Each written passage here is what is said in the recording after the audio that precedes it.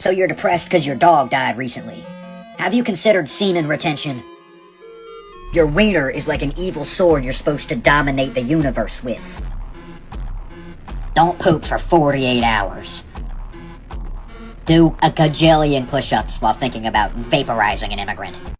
I am so over the moral superiority angle of Kendrick Lamar and his fans when he literally hangs out with rapists, abusers, and deadbeat dads. This is made even funnier by the fact that he abuses women himself, and there's proof of this. I got told to go up to her room to help some girl get down to the casino because she was scared. She ends up being all bloody and everything. This is a responder who was dispatched to the room, by the way. Because like half of her face was like blown out pretty much. Come to find out, she was with a certain rapper who had assaulted her.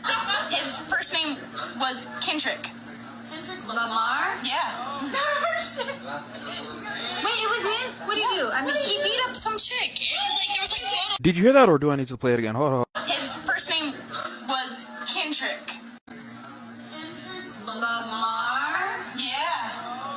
And the reason you didn't hear about this is because he uses money and connections to hire a crisis team and bury the story. And that girl even expressed in that video that she was scared to tell that story because she'd get in trouble for it. I'm not making this video because I'm a fan of whoever or I'm not a fan of whoever. Y'all just love standing shitty people just because you like this person or that person or whatever, or because they make good songs here and there or whatever. Every Drake fan thinks that Iceman is about Kendrick. The sharp ones already figured out it's not about Kendrick at all. It's about Sir Lucian Grange, the man who runs Universal Music. But here's what almost nobody knows. There's a man who controls Sir Lucian. He's a French billionaire, and he spent 40 years buying companies quietly, taking control without ever looking like the owner. And that man's name is Vincent Bolloré. He currently, as of this moment, decides what 100% of Africans watch. He owns African media. Vincent Bolloré has this thing called the Bolloré technique, where he takes over a TV station in a relatively liberal neighborhood. He'll buy the TV station, and within 5 years, he will turn the entire town into staunch conservatives. Slowly but surely, that's what he does. So Vincent Bolloré now owns MultiChoice, DSTV, whatnot. He owns all Canal Plus. He owns it. Like every TV station that's coming to Africa that is owned, that every major cable network in Africa, Vincent Bolloré owns that shit. DSTV, MultiChoice, Canal Plus, blah, blah. He owns it. And so basically, in other words, in the next 10 years, if Africans don't do what needs to be done, in the next 10 years, the youngest demographic in the world is going to be pro-France, and there's going to be conservatively pro-France.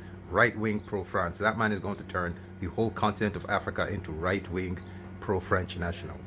And that's what he does. It says here, the Bolloré technique typically refers to the aggressive, highly controversial corporate raiding and business model employed by French billionaire Vincent Bolloré. It involves a signature blend of financial maneuvering, political influence, and media control, and has faced intense legal scrutiny.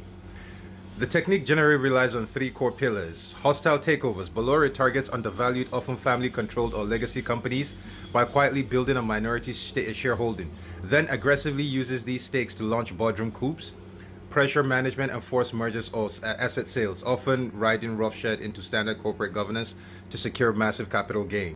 Number 2, influence peddling and state capture. In developing economies, particularly in West and Central Africa, the group has utilized infrastructure such as port concessions. Yeah, he controls the Nigerian port. He controls all the ports in Nigeria. He owns and controls it. Such as port concessions to build deep ties with political leaders. Anti-graft campaigners and French financial prosecutors have accused the Bolloré Group of using its subsidiaries and political networks to bankroll political campaigns in exchange for lucrative no-bid port and logistic contracts. How the fuck do you think France got control of our fucking taxes in Nigeria? Number 3, ideological media reshaping. Beyond logistics and transport, Bolloré built a massive media empire in France. This approach, often named the Bollorésation, involves taking over established news outlets, broadcasters such as CNews and Europe 1, and publishers, and radically reshaping their editorial lines. Employees frequently report managerial pressure to shift priorities towards far-right ideologies and enforce strict editorial control. So yes, if you own a TV station in Africa and you have children watching TV, I can assure you, you need to pay attention to what you're watching, because right now Bolloré is slowly turning our children's minds into right-wing French Africans. I think that's good. What is going on, guys? This is super exciting. Where are you going? I am so far away from anything coming to fruition.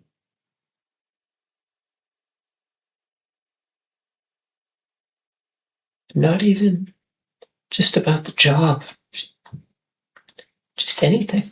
My fucking girlfriend cheated on me with her cousin, my nigga. Shit like this ain't even funny, cause me personally, I wouldn't even wish this on my worst enemy, my nigga. Who the fuck prayed on my downfall this much for some shit like this to happen? Now, I'm not gonna drop no names or nothing, but y'all know who the fuck I was dating. Y'all seen her on my page or whatever. Y'all know her name. Check out the full story on YouTube. Yo, can I get one of those? You're a superhero? Nope, just a regular dude named Victor.